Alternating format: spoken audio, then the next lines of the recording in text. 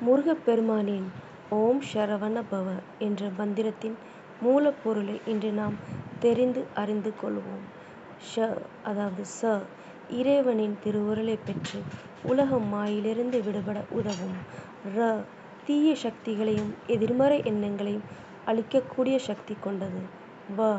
நோய்களையும் துன்பங்களையும் நீக்கி ஆரோக்கியத்தையும் செழிப்பையும் தரும்.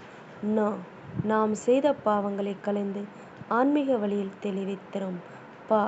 எதிரிகளிடமிருந்து நம்மை காத்து வெற்றியையும் தைரியத்தையும் கொடுக்கும்.